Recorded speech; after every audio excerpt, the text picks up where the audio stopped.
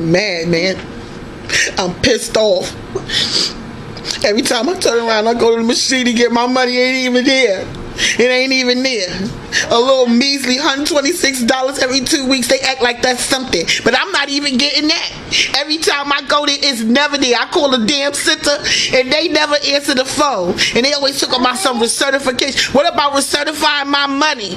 I can't even get a one-shot deal or nothing. They cut my food stamps and everything. Talk about I'm working. If I was working, I wouldn't need the money or the food stamps.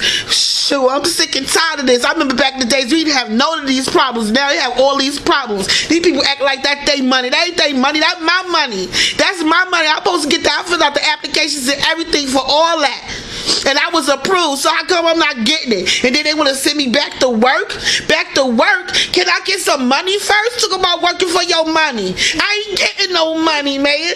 I ain't even getting no money, man. It's hard out here. I need my money. I want my money. That's all. I'm sick and tired of this. And I'm going down here to that welfare. And I'm telling you, they better give me my money. They better give me my money. I'm sick and tired of this.